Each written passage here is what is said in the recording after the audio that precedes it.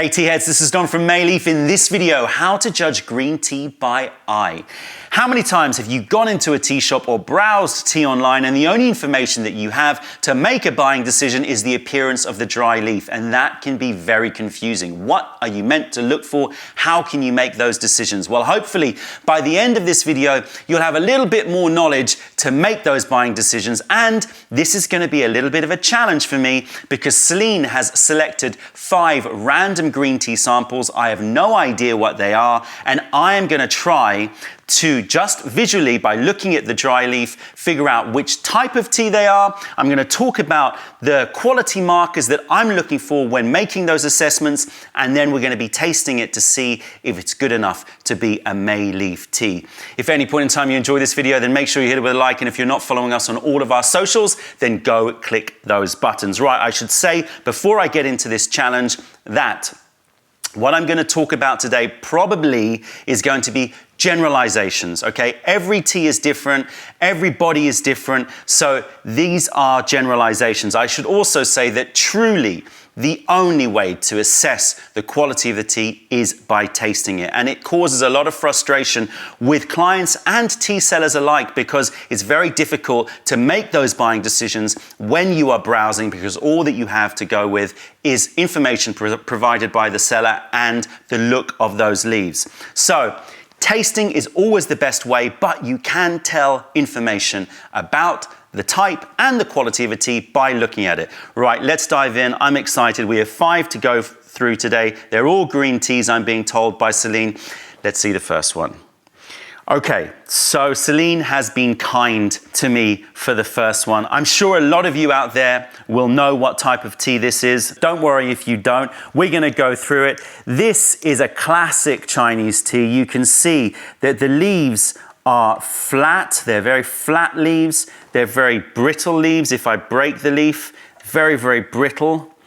And they have a sort of mottled tone. You've got some greens here and you've got yellow as well. Ignore this for the time being because that is something that we're going to talk about in a second. This, if you haven't guessed already, is certainly Jing, aka Dragon Well green tea, aka Imperial green. This is one of, if not the most famous Chinese green tea out there. This is a pan-baked tea. So what you're looking for with pan-baked teas are areas where it's been toasted and it has that sort of yellowing color. You can see here this sort of yellowing, almost slightly blistered look to it, where the heat of the pan has just yellowed the leaf and caused a little bit of browning. But you don't want brown, you just want that nice pistachio green yellow color. Also what we see here is this is sort of this fluffy hairs here. Now a lot of people make the mistake and think that this tea is moldy. This is a sign of high quality tea because of the fact that it's been picked early in the year. Earlier picked teas or early spring teas will still have the downy hairs that come from those young buds and young leaves, so they'll still have a slightly furry texture, and when those leaves are pan baked, and it's pan baked by hand over hot woks, they will start to discolor and start to go a slight yellow color. And so you'll get this sort of yellow fluff. Sometimes you'll see little balls. I'm not sure if we're going to see any here. I'm just going to take a little look. No, I can't see any here. But sometimes you may see even little balls of fluff that come off as the leaf is being heated over the pans in a circular motion. That circular motion rubs off some of this tea hairs, this tea fluff, and that forms these little balls. So don't be alarmed if you get a Jing and you see this fluff or you see these balls of fluff. In fact, that is a good sign. It means it's early spring picked tea. So if you look online on how to judge the quality of Jing tea by dry leaf, you'll often be told that you're looking for sort of small leaves and you're looking for an even color, an even sort of yellow color, similar to, I would say, sort of this color here. Now, if after this session I find some samples, I'll take some pictures and put them up so you can compare. But looking for sort of this uniformed yellow color and small leaves of the same shape and size. However, I tend to disagree with this. Well, Let me put it this way. If the leaf of Dragon Well or Longjing is very uniform and this sort of yellow color here, then it usually means that it's been very well produced. So you can tell that it's a high quality tea. However, the smaller the leaf, the more uniform the leaf and the more yellow the color, the flavor profile is going to move more towards this sort of roasted chestnuts, broad beans, like toasted broad beans, edamame sort of flavor notes. And that's fine if you like that flavor profile. I, on the other hand, prefer to have a little bit more green in my Longjing tea. I like it to have a little bit more of those verdant, fresh, grassy notes combined with the nuttiness, and I like that combination.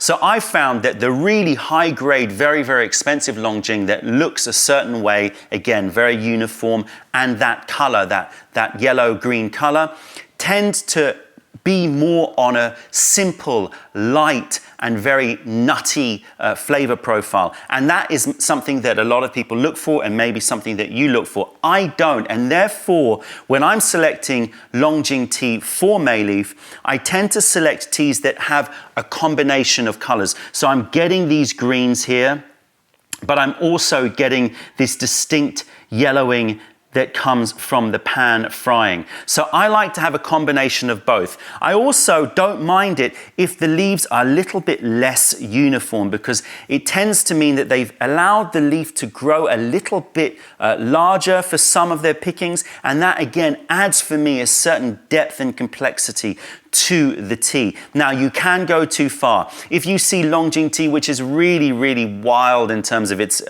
variation of leaf shape, and the color is not yellow, but sort of a brown color, it's over toasted, it's not been taken care of, then you know that that's not going to be a high quality tea. But something like this sample here, and I'm not sure if this is our sample, our Mei Leaf tea, but this for me is a nice combination. I'm seeing those greens, I'm seeing the yellow pistachio lime color. The leaf looks nice pickings. You know, there are variations, but they all look like good pickings. So I'm seeing buds and young leaves here. You can see here, I'm seeing slightly larger leaves, but nothing that's getting too much bigger than this. Right, let's get on and taste this tea, and I will then see whether or not I think it's a Mei Leaf Longjing. We're brewing with 85 degrees, 185 Fahrenheit, something like that. We're going to give this a taste, so I know that the tea is right. I'm 100% sure of that. Now it's just a matter of whether or not I think that this is a tea which is either a Mei Leaf tea or worthy to be a Mei Leaf tea. So just so you understand, we get sent hundreds and hundreds, maybe even close to 1,000 different tea samples every year. And we use those to select our curated Mei Leaf tea selection. And so our house is ram full with teas from all sorts of places, from all sorts of suppliers. And so Celine has gone and found some green tea samples to challenge me with. So I'm gonna see whether or not I think this tea is worthy to be called a Mei Leaf tea.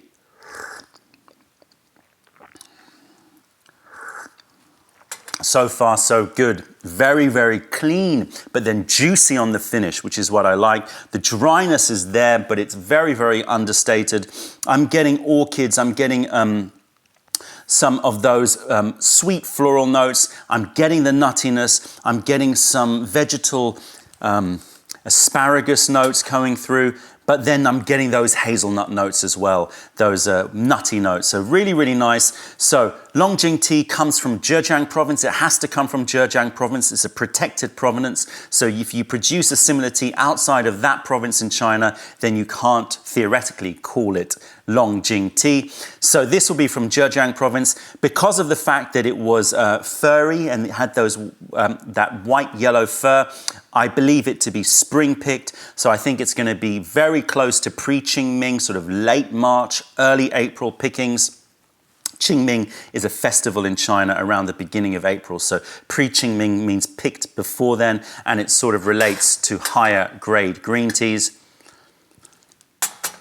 The cultivar, I don't know, but it'll be one of the classic cultivars, probably Longjing 43 or something like that. Okay, so I'm convinced that this is a Longjing from China. I would say that it is good enough to be a Mei Leaf tea. It has the right balance for me of nuts and green and floral through the nose, and I'm really enjoying this little juicy sweetness that's happening right now on the sides of my tongue. Saliva coming out from the sides of my tongue, and that is very, very sweet in the mouth. So I would say that this would be either a Mei Leaf tea or at least would be good enough to be a Mei Leaf tea. Here we go. Let's take a little look at this. I'm really not worried about the tea type this time, so this is good. Yep, there you go. So this is Imperial Green. This is our Mei Leaf Imperial Green. So this is our Longjing. A nice, easy one to start with. Thank you, Celine, for helping me out here and having an easy one to begin with. Okay, so there's your Longjing. Let's move on to the next mystery tea. Here we go. Let's see what we have here. Okay, so we've left China and we are now in Japan. That is for sure. How do I know that? The shape of the leaf, the color is very, very different. You can see the color here is a real rich, dark green color mixed in with some lime greens as well, but mostly this very, very rich, dark, sort of chlorophyll-filled leaf here. The leaf is very broken up. You can see that. There are some whole leaves here, these needles here, but it's very, very broken up. And that can mean a couple of things. It can mean that it's right at the bottom of the pile and you just got the dregs at the bottom of the basket. But usually when you see tea like this that's broken, that's Japanese, and you can see the color looks pretty good and it has a nice glossy look to it, this probably means that it's been deep steamed. So this is a Fukumushi style, deep steamed Japanese green tea. The deep steam means that it's going to have more depth, more umami, more savory notes. It's going to just have a little bit more deepness in its flavor EQ. But that means, because it's been deep steamed, that the leaf becomes more fragile, and during the processing, it will break up. So you're seeing this very, very broken leaf. This says to me this is Fukumushi.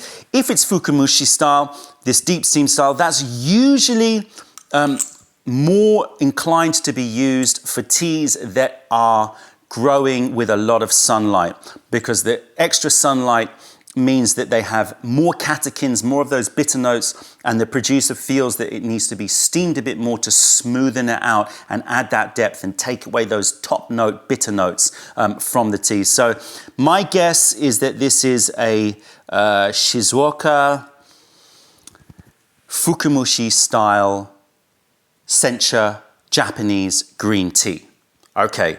Let's taste it. I already know that this cannot be a Mei Leaf tea because we don't have any Fukumushi style, unless, and I hope this is not the case, unless this is our Sencha, but right at the bottom of the stock and all the broken leaves, but I don't think that would have happened. So let's taste it and we will see what it's like. So the tea is in the Gaiwan. Before I brew, I should say, what should you be looking for in a Sencha? If it's not Fukumushi style, you should be looking for more of these whole needle shape tea. That needle shape is characteristic of Gyokuro and Sencha and good high quality Japanese tea. So look out for that. You want it to look glossy and a nice dark rich green color. Right, we're brewing again with cool water, but I'm going to go even cooler here, 80 degrees. I'm not going to rinse this one. So this one goes straight in. This is going to be a very, very bright green color. I'll leave it for a little while. With Fukumushis, you don't have to leave it as long as with whole leaf, of course. All right, let's see how this filter handles it. Wow, there you go. That's what you're looking for in the liquor. You're looking for that very, very, very green color. Although I have to say that to my eye, that's a little bit more yellowy than I would like. I like mine to be radioactive green in terms of color. And if it's a fukumushi, I would expect it to be a bit more green than that. Let's give it a taste. I mean, it still is very, very vibrant. Okay. Yeah. The fukumushi style has this very smooth and thick mouthfeel that comes from the texture from that broken leaf. So very, very thick mouthfeel, very, very smooth. I'm getting that creaminess, like creamed spinach, creamed, even a bit of avocado. So that sort of green creaminess is happening.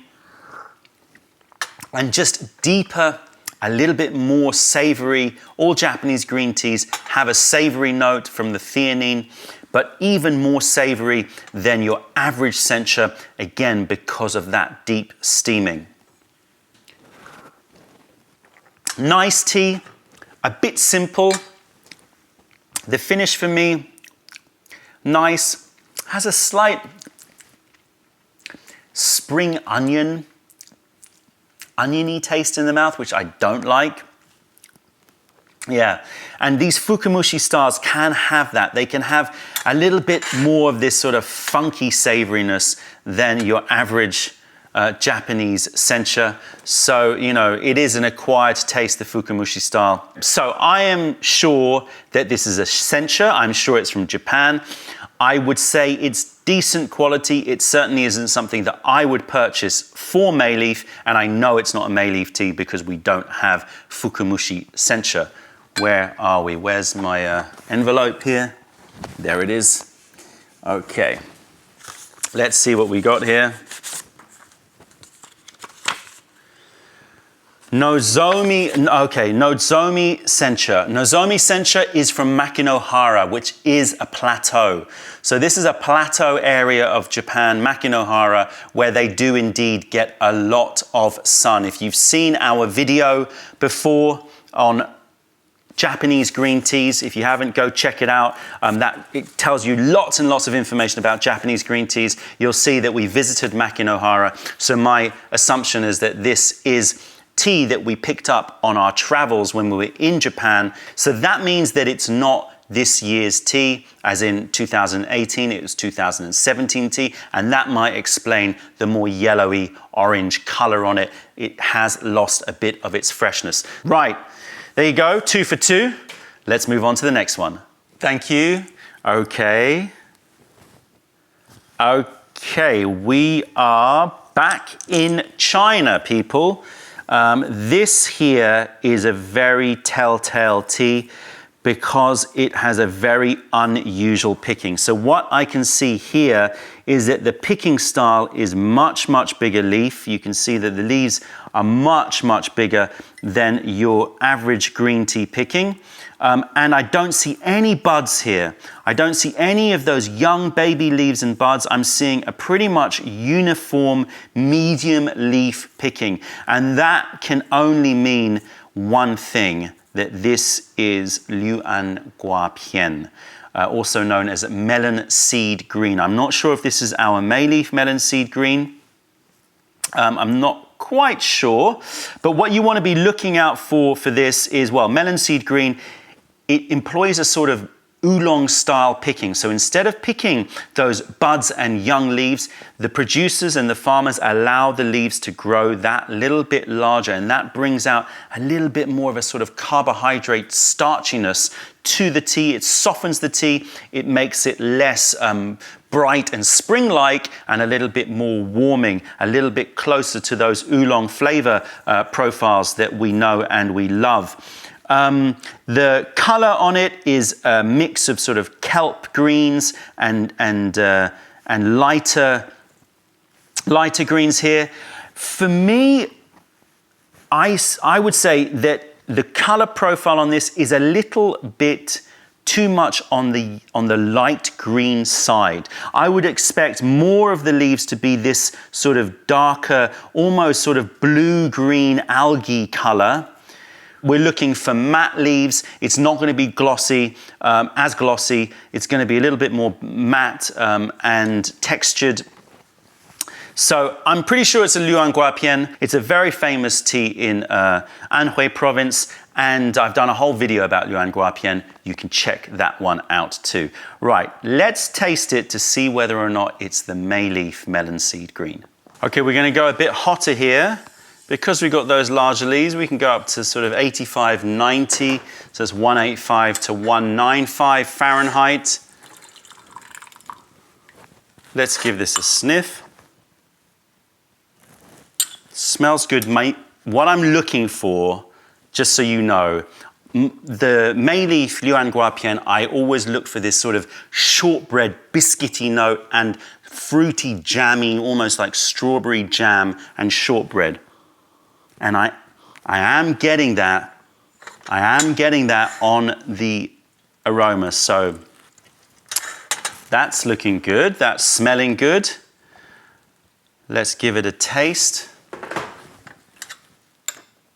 We received so many samples, so it could just be a good sample.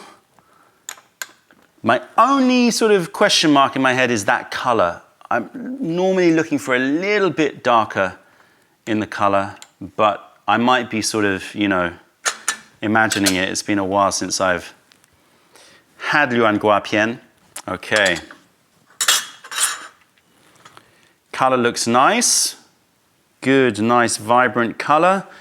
But as you'd expect, because of larger leaves, slightly darker.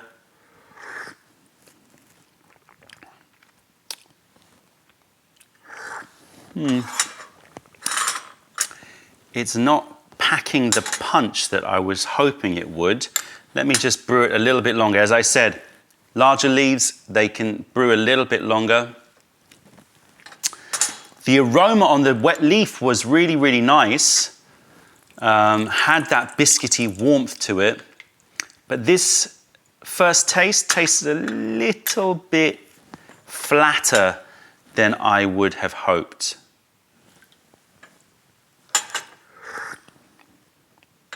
There is some biscuitiness there. And the aftertaste is quite mineral rich aftertaste. It's sort of like licking a rock, you know, that very chalky minerality, not just in terms of texture, but also in terms of taste. It's like you're having a glass of very, very mineral rich water. And that's making my tongue salivate. So that's all nice. The sensations in my mouth are nice. The texture is a little bit drier than I would expect. And I'm not getting enough of those warming biscuity notes and shortbread notes in this tea. So judging by the color and judging by the taste, I would say this is a Luan Gua Pian for sure, but I don't think it's a Mei Leaf tea, and I hope that I'm not wrong, obviously, but I don't think that this is a Mei Leaf tea. I would expect more of that shortbready, biscuity warmth to it. Yeah, it's too astringent, it's too bright, and you could see that in the color. It was a little bit too green. This is the first one that I'm a little bit nervous about.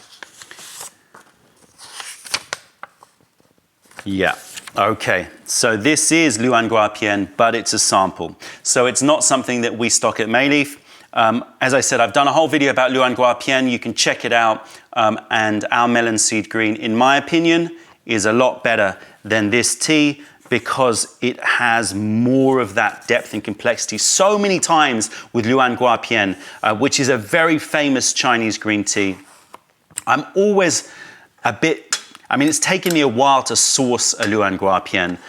Last year was the first time we sourced it since the beginning of Mei Leaf.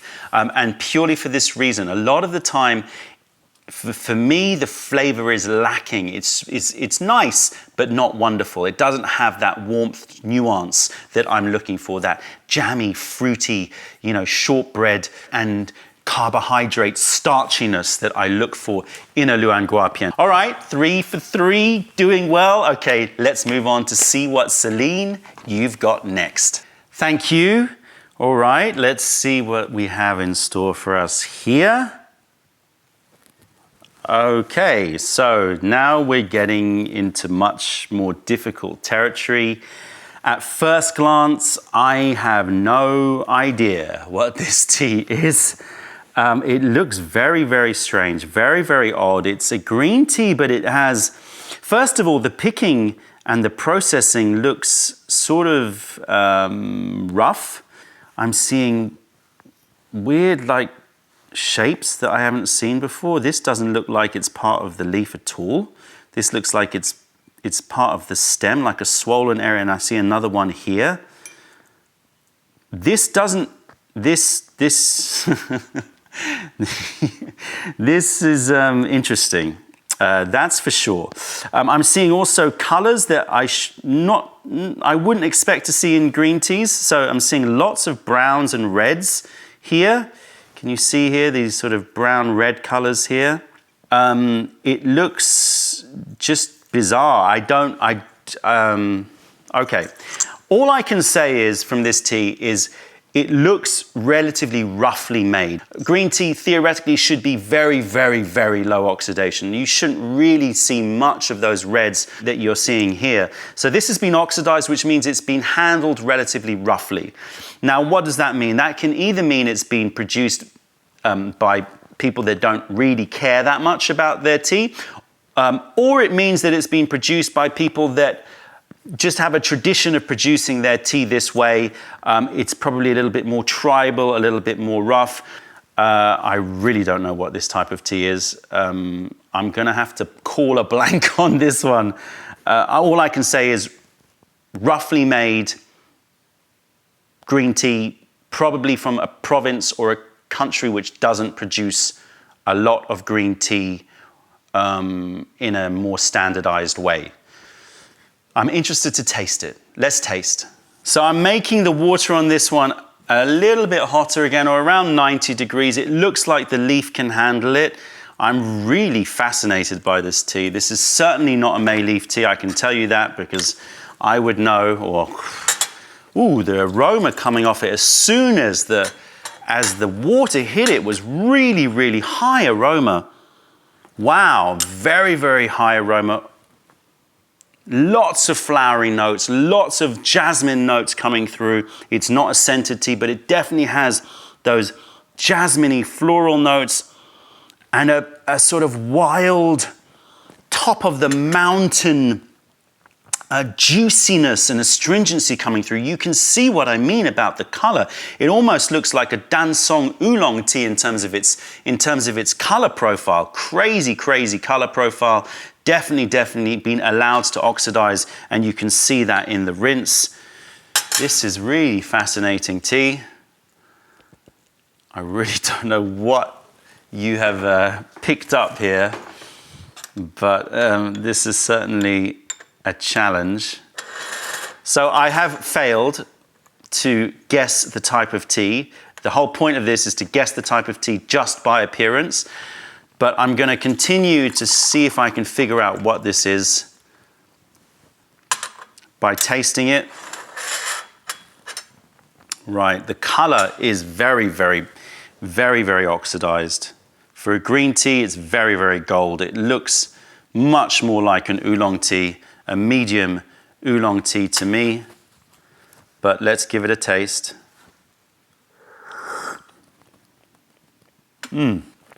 Wow, bracing astringency. Quite like it, actually. It's nice. It's like a wake you up astringency.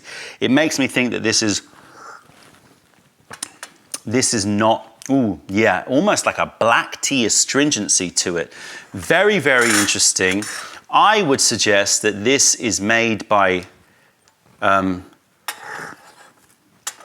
people that are used to making black tea. I mean, this very much, I'm getting a lot of dryness, very nice, bright, high mountain aroma, a lot of astringency, sweetness that comes from the oxidation process. I'm actually really enjoying it, but it's a sort of mix between a green tea and a black tea.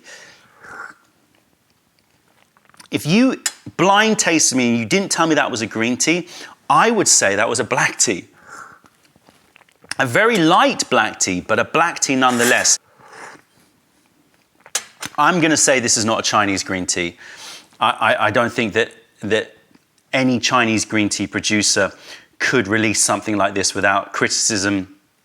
This is not, this is probably something from, I don't even think it's Korean, because Korean green teas, they have a lot more of that biscuity warmth. This is very, very much like a subcontinent green tea. It might be from Sri Lanka. It might be from Nepal. In fact, the fragrance on it makes me think it might be from Nepal. Now I'm thinking about it. It may be a Nepalese tea. It's definitely got that black tea sort of culture behind the production here. It's like they're just starting to dip their toes into green tea production. And the astringency on it makes me think that it is from a cultivar variety which is more inclined to be used to make black tea. Let's see what it is. I'm very, very intrigued by this tea. I actually really like it. Nice bracing texture and floral aroma. Nice. Yep. Nepalese. It's a Nepalese. I don't know how to pronounce that. Vasanta. Sorry if my pronunciation is wrong. Nepalese Vasanta green tea sample. So we do obviously get samples from all over the world, not just China, Japan, and Taiwan, and we're always tasting. And this is really nice. I really like it, but it is just really wild for a green tea. It's not really your normal green tea. It has, as I said, good bright aroma on the nose, and it smells very, very bracing and bright, just like a black tea would. So this is what happens when a green tea is produced by, I would say, black tea predominant producers. And you can see the level of oxidation on those leaves. All right, let's move on to our fifth and final tea, and hopefully it's not harder than that one. Final tea, okay, I'm 3 for 4. Let's see what the last one is. Hopefully Celine has made it a little bit easier for me, this one, and she has, to a point. Okay, so this is almost certainly back in China. This is a Chinese green tea. You can tell by the way that it's been produced. You can tell by the fineness of the picking and also the production. And this very curly leaf look, which says to me that it's probably hand rolled, I would say. It's very, very curly. You can see here, hopefully, how curly it is, the leaves, and very, very fine picking. This beautiful dual tone here of this very dark, almost black-green, grey-black-green colors with this white, very, very light white-green color here. Very, very fluffy. There are a few teas in China which have this look, so this is not so easy for me. But judging by the fineness of it, the level of delicacy of each leaf, I would say that this is probably, and I'm going to guess that a lot of you out there have figured this out, this is probably Biluo or green coil, aka green snail of spring. And it's a very, very famous Chinese green tea, if it is green coil. But as I said, there are teas out there in other areas like Guizhou and other areas that produce a similar looking tea. It's the fineness of the picking, the delicacy of these leaves that really makes me think it's a high-grade Biluo. And I'm hoping that this is a Mei Leaf one. It looks like it, I have to say. So with Biluo, let's assume it is Biluo. I've done a whole video about Biluo, so you can check it out where we talk about the quality markers for Biluo. But as a sort of basic rundown, you do want to see fine pickings, so nice uniformity of pickings, very young. If you see that they're very straggly but curly, it's usually lower grade Biluo. Also, if you see that it's very, very fluffy and very, very light and is more bud heavy, then that's a sort of style of Biluo. Some people like it, just like the Long Jing. Some people like that very, very much the furry type of Biluo without these darker green colors or very little of the dark darker green colors. So that's one end of the spectrum. The other end of the spectrum is very little buds and much more darker leaves. So again, picking it just that little bit later so that you don't have so many of the buds. I think that for me, this is what I like to see, this perfect dual tone, this two-tone effect, where I'm getting sort of even amounts of that dark green and that light, because that means, just like the Long Jing, that I'm gonna get a nice balance of flavors from those light flavors and thicker textures that come from the buds, and then that depth, that greenness, and some of those savory notes that come from the theanine-rich younger leaves. I'm gonna guess that this is a Biluo Chen, aka green coil, and I have to say it looks very high grade, so I hope that this is a Mei Leaf one, or at least it's one that we would pick for Mei Leaf. Very, very nice. Let's give it a taste. If this is Biluo Chen, then I need to brew it very, very carefully, because Biluo Chen, because it's so delicate, because you can see how young these leaves are, it can produce bitter tea. So you've got to be super careful. I'm brewing with about 75 degrees, which is about 170 Fahrenheit. Some people out there will say, well, just pour the water in a pitcher or your pot and then put the leaf on top and let the leaf float down. I don't subscribe to that. If you get the right temperature, you get the right temperature. You don't have to start playing around like that. But it's another way of brewing if you like. I'm just going to brew by pouring on the sides just to not hit directly the leaves. But as I said, the water is very cool, and so it should be fine. If it's Biluo Chen, let me give this a smell. I can already see a lot of cloudiness in this liquor, which is interesting. Let me smell the leaf.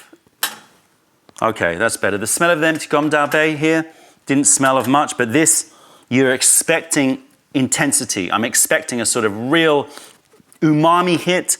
I want that savoriness in there. In a way, green coil or Biluo Chen is as close as you're going to get for a Chinese tea to a Japanese green tea in terms of savory notes, but definitely I'm getting a nice floral fragrance as well. A little bit of zest, lemon zest, elderflower, things like that are happening. Right, let's give this a taste. The way that these leaves are unfurling, again, beautiful, really, really nice. Really, really makes me think this is a high-grade Biluo Chen. To end off our session, actually, I'm going to go unfiltered because I really want to experience the texture that comes from those furry buds. Color is lovely, citrine, yellow, green. Cheers, everybody.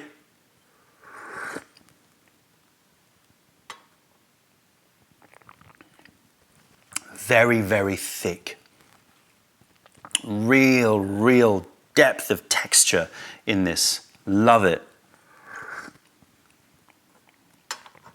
Savory notes coming through, a bit of pastry notes, spinach notes, the classic spanakopita, those Greek feta and spinach pastries. So you're getting those savory notes coming through.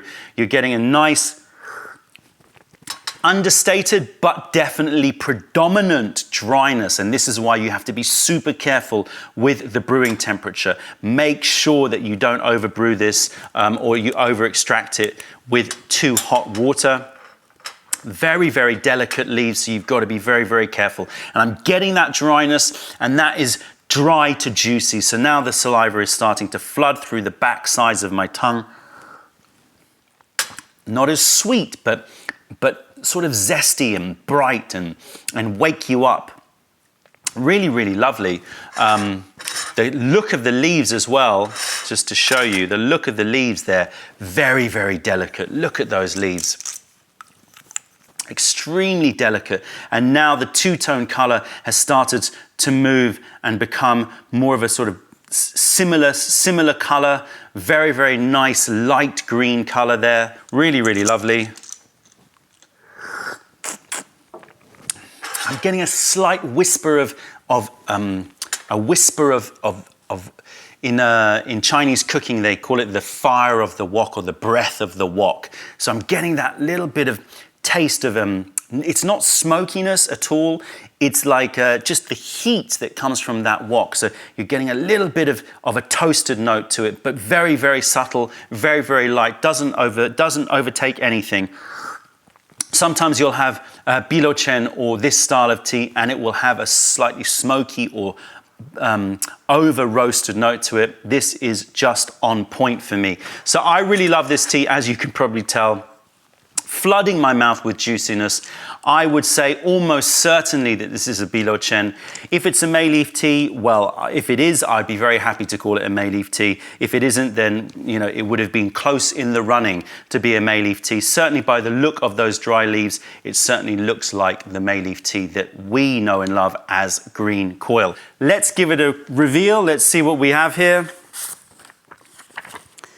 Yep, sure enough, there you go. So this is Biluo green Coil, and it is the Mei Leaf version of this tea. Nice, high-grade Biluo. Love it. I think that's going to be a nice continuation after the cameras stop rolling for me to drink. So there you go. Now you guys out there should be able to spot at least 4 teas just by looking at them: the Sencha, the Jing, the Biluo, and the Luan Pian. So you should be able to spot them and have some idea of some quality markers to look for in the dry leaf. As I said before, taste is everything. You can't make complete judgments just on the appearance of the dry leaf, but it certainly helps for you to be a little bit discerning. Check out our other videos. If you have any questions, comments, or video ideas, then please fire them over.